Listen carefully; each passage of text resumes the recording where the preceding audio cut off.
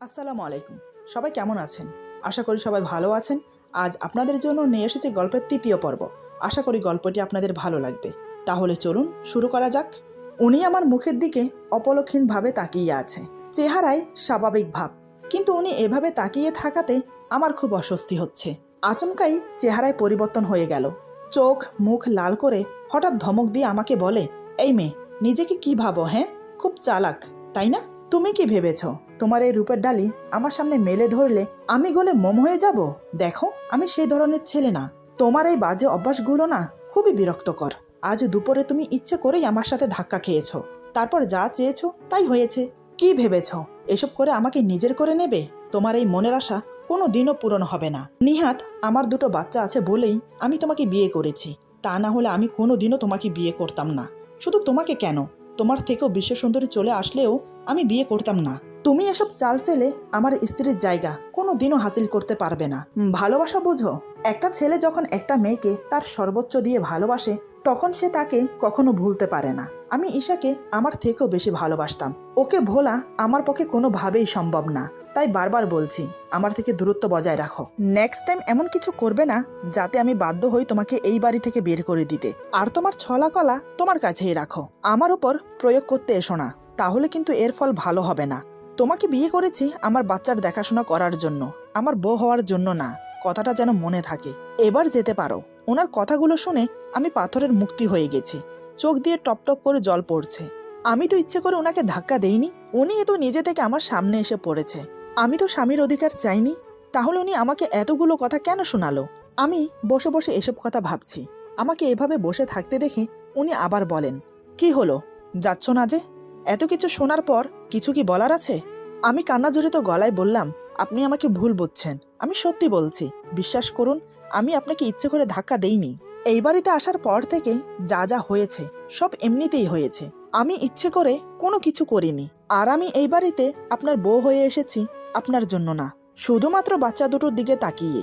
আপনি আমাকে তাড়িয়ে দিলেও আমি এই বাড়ি ছেড়ে কোথাও যাব না। এই বলে আমি চোখের পানি মুছে রুম থেকে বেরিয়ে রান্নাঘরে চলে যাই। সেখানে গিয়ে ইচ্ছে মতো কান্না করি। প্রতিদিন এত অপমান কিভাবে সহ করব?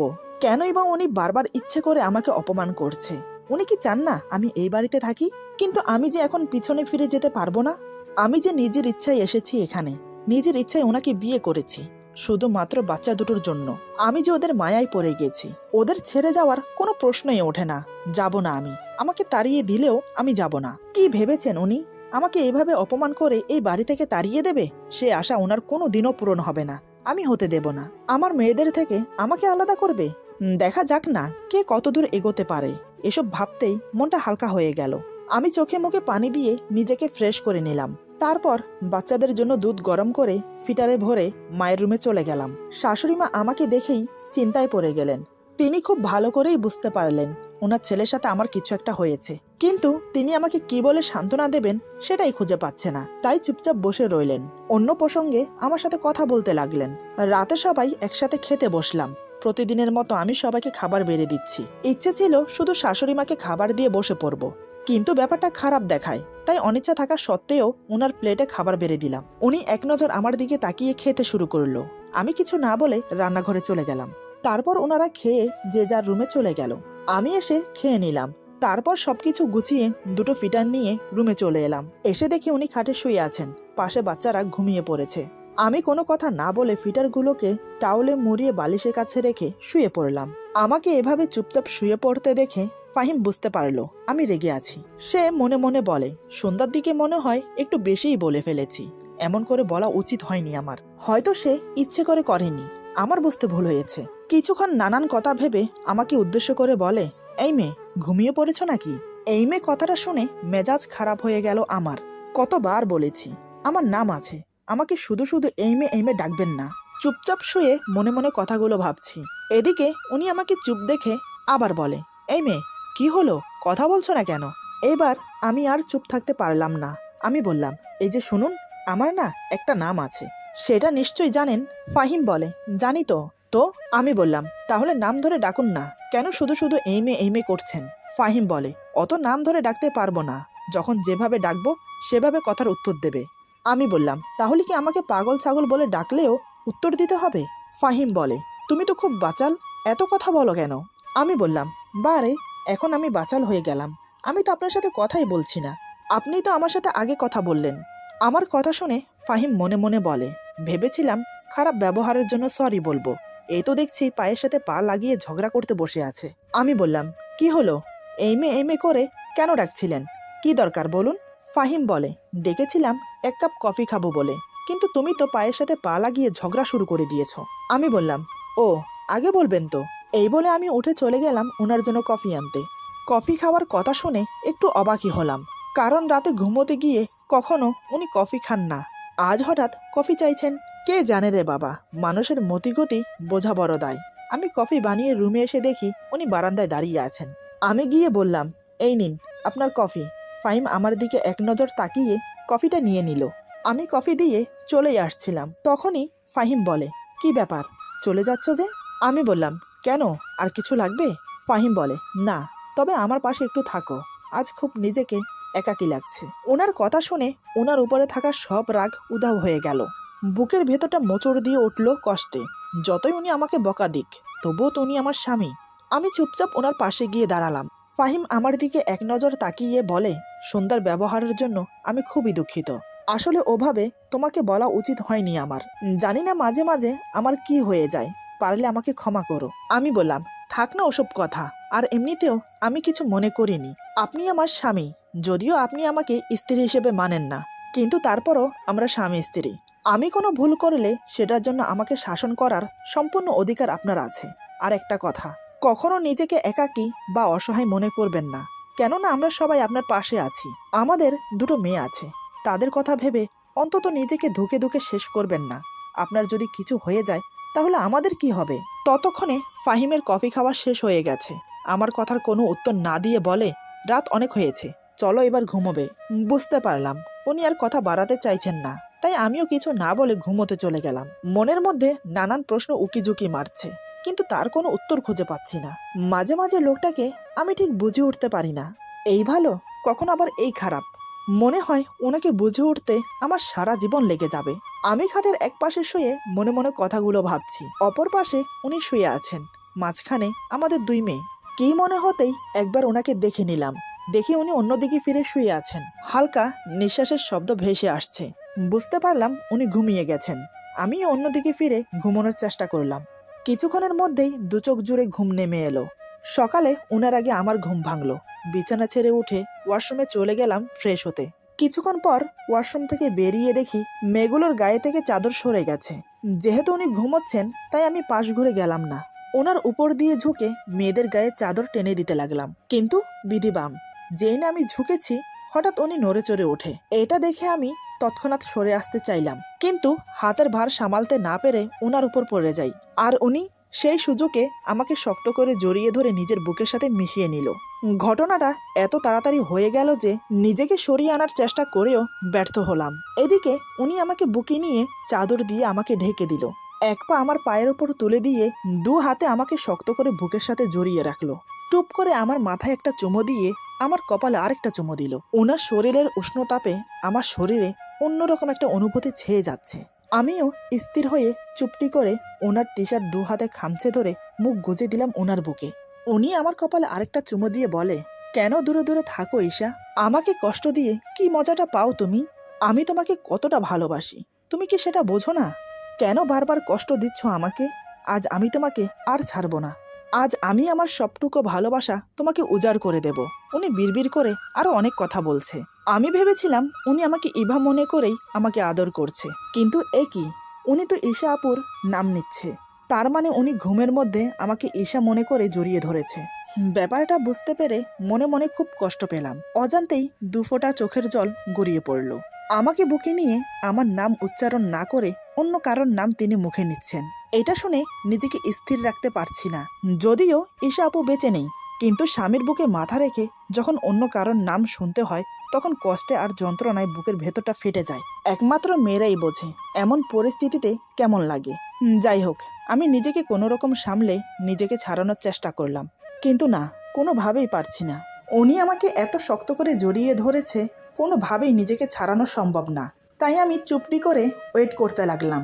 কিছুক্ষণ পর দেখলাম উনি আবার ঘুমিয়ে গেছেন। তাতেই হাতের বাঁধন আলগা হয়ে গেল। আমি ধীরে ধীরে নিজেকে ছাড়িয়ে নিলাম। মনের দিক দিয়ে আমি খুব ভেঙে পড়েছিলাম তখন। মেয়েগুলোর গায়ে চাদর দিয়ে গুটি গুটি পায়ে বেরিয়ে গেলাম রুম থেকে। আজ ওনার ছুটি, অফিসে যাবে না, তাই আমিও আর ওনাকে ঘুম থেকে ডাকলাম না। নিজের কাজে ব্যস্ত হয়ে গেলাম। হাতের কাজ শেষ করে বারান্দায় বসে কানে ইয়ারফোন গুজে মনে সুখে গান শুনছি আর এক মগ কফি খাচ্ছি। হঠাৎ অনুভব করি পিছন থেকে কে যেন চুল টানছে। তাই ঘাড় ঘুরিয়ে তাকাতেই দেখি মিস্টার ফাহিম রাগী মুখ নিয়ে আমার দিকে তাকিয়ে আছে। আমি সাথে সাথে ইয়ারফোন খুলে বললাম, কি ব্যাপার, চুল টানছেন কেন? ফাহিম রাগী ভাব দেখিয়ে বলে, তোমাকে যে আমি এখনো বারান্দা থেকে নিচে ফেলে দেইনি, এটা তোমার কপাল বলো। আমি ভুরু কুচকে বললাম, সাত সকালে আমি আপনার কি ক্ষতি করেছি? হ্যাঁ। ফাহিম বলে, কি করনি সেটা বলো। কতক্ষণ ধরে তোমাকে ডাকছি, কোনো সারা শব্দ নেই। মহারানী এখানে বসে গান শুনছে। আমি বললাম, ডেকেছেন কেন? ফাহিম বলে, আমার সম্পর্কের একটা ভাই হয়, সে এসেছে, কয়েক মাস হয়তো আমাদের বাসায় থাকবে। আমি বললাম, ভালো তো। ফাহিম বলে, তুমি গিয়ে দরজা খুললে হয়তো আরও ভালো হতো। এখন ভালো হয়নি, সাত সকাল আমার ঘুমটা মাটি করে দিল ফোন দিয়ে। আমি বললাম, ভালো হয়েছে। ফাহিম বলে, আবার? আমি বললাম, মা ডাকছে, আমি গেলাম। এই বলে বারান্দা থেকে চলে না আসলে আজকে এমন ঝগড়া লাগতো যে আশেপাশের মানুষ এক জায়গায় জড়ো হতো। তার চেয়ে ওনার কাছ থেকে দূরত্ব বজায় রাখা ভালো। আমি নিচে এসে সব রান্নাবান্নার কাজ সেরে রেখেছি। শাশুড়ি মার পায়ে ব্যথা, তাই তার রুমে খাবার দিয়ে এসে ডাইনিং টেবিলে খাবার সাজিয়ে ফাহিমকে ডাকতে যাওয়ার আগেই সে হাজির হয়েছে। সাথে তার দুঃসম্পর্কের ভাই সেও এসেছে। তাকে দেখিয়ে বলে, এ হলো তমাল, আমার ভাই হয়। আমি বললাম, জি, আসসালামু আলাইকুম। তমাল আমার দিকে অবাক চোখে তাকিয়ে বলে, ওয়ালাইকুম সালাম ভাইয়া, নতুন ভাবি দেখতে বেশ সুন্দরী। তমালের কথায় ফাহিম কিছু বলল না। আমি বললাম, আচ্ছা আপনারা বসুন, খেয়ে নিন। ফাহিম বলে, তুমি খাবে না? আমি বললাম, পরে খাবো। ফাহিম বলে, মাহিরা মাইশা ঘুম থেকে উঠে গেলে তোমার খেতে অনেক দেরি হবে, তার থেকে ভালো এখন খেয়ে নাও। আমি বললাম, এই বলে ফাহিমের কথা মতো খেতে বসেছি। ফাহিম আর তমাল কথা বলে যাচ্ছে আর আমি চুপচাপ খাবার খাচ্ছি। কিন্তু কয়েকবার মনে হলো আমার পায়ে কিছুতে যেন খোঁচা লাগছে, হয়তো বিড়াল হবে। তবে এই বাসায় তো বিড়াল নেই, তাহলে কি উনি খোঁচা দিচ্ছেন? কিন্তু উনি এমন করবে বলে তো মনে হয় না। তাও আমি জিজ্ঞেস করলাম, বাসায় কি বিড়াল আছে যে আমার পায়ে খোঁচা দিচ্ছে? ফাহিম বলে, কই না তো। আমি বললাম, তাহলে আপনি দিয়েছেন। ফাহিম বলে, না, কোনো দরকার হলে তোমাকে বলবো, এসব খোঁচাখুচি কেন করব? আমি বললাম, ও। মনে মনে ভাবতে লাগলাম, আমরা তিনজন ছাড়া এখানে আর কেউ নেই, তাহলে কি তমাল এরকম করেছে? কিন্তু ও কেন এমন করবে? দেখে তো মনে হয় ভালো ছেলে। খাওয়া দাওয়া শেষ করে ফাহিম কাজ আছে বলে বাইরে চলে গেল। আমি নিজের রুমে মাহির আর মাইশাকে খাইয়ে দিয়ে আমার পাশে শুয়ে রেখেছি। সকাল সকাল ঘুম থেকে ওঠার কারণে এখন অনেক ঘুম পাচ্ছে, তাই ভাবলাম এই সময়টাই একটু ঘুমিয়ে নেওয়া যাক। এই ভেবে বাচ্চাদের পাশে শুয়ে পড়লাম। চোখে ঘুম লেগে যাচ্ছে। ঠিক সেই সময় কেউ বলে ওঠে, ভাবি, আপনাকে খুঁজে বেড়াচ্ছি আর আপনি ঘুমোচ্ছেন। আমি তাড়াতাড়ি গায়ে ওড়না দিয়ে উঠে বসে দেখি তমাল। আমি বললাম, আপনি কি জানেন না কারো রুমে ঢোকার আগে দরজা নক করতে হয়? তমাল বলে, ভাবির সাথে দেবরের সম্পর্কে এত ফর্মালিটি দরকার হয় না। আমি বললাম, সেটা আপনার অন্য ভাবিদের সাথে করবেন, আমার সাথে না। তমাল বলে, আরে মিষ্টি ভাবি, রেগে যাচ্ছেন কেন? আমি বললাম, আমাকে কেন খুঁজছেন সেটা বলুন। তমাল বলে, এই তো একটু গল্প করার জন্য। আমি বললাম, ও আচ্ছা। তমাল বলে, ভাইয়ের সাথে আপনার সম্পর্ক ঠিক স্বামী স্ত্রীর মতো না, কি তাই না? আমি বললাম, আমরা স্বামী স্ত্রী হলে সম্পর্ক অন্য কিছু হবে কেন? তমাল বলে, এত ধাজ নিয়ে কথা বলা ঠিক না, মিষ্টি চেহারায় মিষ্টি করে কথা বলতে হয়। আমি বললাম, আপনার সাথে পরে কথা হবে, এখন আপনি যান। তমাল বলে, আচ্ছা, পরেই না হয় আসবো। এই বলে তমাল চলে গেল। তমাল রুম থেকে বের হওয়ার পর আমি দরজা লক করে দিলাম। এখন বুঝতে পেরেছি খাবার টেবিলের কাজটা তমাল করেছে। ওর কথাবার্তা ভালো না, তেমন চোখের চাহনি বড্ড খারাপ। খাবার টেবিলের কথা মনে পড়তেই রাগে গা জ্বলে যাচ্ছে। সারাদিনে কাজে না থাকায় রুমে থাকতে পেরেছি। সন্ধ্যার দিকে ফাহিম অনেকগুলো ফুচকা হালিম নিয়ে বাসায় ফিরেছে। তারপর সবাই একসাথে বসে খাচ্ছি। তখনই ফাহিমের অনেক ঝাল লাগে, তাই সে পানি নিয়ে আসতে গেল। সাথে শাশুড়ি মাও আমার হয়ে গেছে বলে নিজের রুমে চলে গেল। সেই ফাঁকে তমাল হঠাৎ করে আমার হাতের ফুচকাটা ওর মুখে নিয়ে নিল। এটা দেখে আমার খুব রাগ হলো। আমি বললাম, প্লেটে ফুচকা রাখা আছে, সেটা না খেয়ে আমার হাতেরটা নিয়েছেন কেন? এরকম অসভ্যতা আমি একদম পছন্দ করি না। তমাল বলে, পছন্দ করো না ঠিক আছে, তাহলে কি করবে? ভাইয়াকে বলে দেবে? দাও। আমি বললাম, হ্যাঁ অবশ্যই বলবো। তমাল মুচকি এসে বলে, বলে দেখো, বিশ্বাস করবে না। এরই মধ্যে ফাহিম পানি নিয়ে আসলো। আমারও ঝাল লেগেছিল, তাই এক গ্লাস পানি ঢেলে খেতে লাগলাম। এই সুযোগে তমাল বলে, ভাবির এত ঝাল লেগেছে, তাও কিন্তু ফুচকা খাওয়া ছাড়েনি, এমনকি আমার হাতেরটাও নিয়ে খেয়েছে। তমালের কথা শুনে মন চাচ্ছে ওর গালে একটা থাপ্পড় বসিয়ে দেই, কিন্তু না, ফাহিম ওকে ভালো ছেলে বলে জানে। আমি কোনো কথা বললাম না, চুপচাপ সেখান থেকে রুমে চলে আসলাম।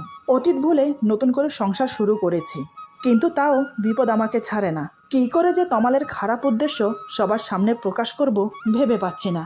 ফাহিমকে বলতে খুব ভয় লাগছে, যদি আমাকে ভুল বোঝে খুব অস্থির লাগছে, তাই বারান্দায় গিয়ে পায়চারি করছি। বেশ কিছুক্ষণ পরে ঠিক করলাম ফাহিমকে গিয়ে সব বলে দেব। এই ভেবে রুমে গিয়ে দেখি উনি ঘুমাচ্ছেন, আর কিছু বলা হলো না। আমি আর বেশি চিন্তা ভাবনা না করে ঘুমিয়ে পড়লাম। সকালে ঘুম থেকে তাড়াতাড়ি উঠে ফ্রেশ হয়ে শাশুড়ি মায়ের সাথে বসে কাজ করছি। তখন মাকে জিজ্ঞেস করলাম, আচ্ছা মা, এই তমাল ছেলেটা কেমন? মা বলে, শুনেছি তো ভালো, আমি ওকে আমাদের বাসায় রাখতে চাইনি, কিন্তু ওর বাবা অনেকবার বলেছে রাখতে। আমি বললাম, মা একটা কথা বলবো? মা বলে, হ্যাঁ বলো। আমি বললাম, ও খুব খারাপ ছেলে। তারপর তমাল যা যা করেছে সব মাকে বললাম। আমার মুখে সব শুনে মা তো রেগে মেগে আগুন। মা বলে, আমি এক্ষুনি ওর ব্যবস্থা করছি, দাঁড়া। এই বলে মা রেগে গিয়ে ফাহিমের কাছে যাবে, কিন্তু আমি তাকে যেতে না দিয়ে বললাম, ও মিথ্যে কথা বলে পার পেয়ে যাবে, নয়তোবা আমাকে দোষী করবে। তাই আমি ভাবছি ওকে হাতে নাতে ধরিয়ে দিতে হবে। তবে মা, আজই আমাদের বাসায় ওর শেষ দিন। এমন সময় মাহিরা মাইশার কান্নার আওয়াজ শুনতে পেলাম। আমি হাত ধুয়ে তাড়াতাড়ি রুমে চলে গেলাম। রুমে এসে দেখি ফাহিম ওদের কোলে নিয়ে সামলাচ্ছে। আমি বললাম, ওদের আমার কাছে দিয়ে নাস্তা খেতে যান।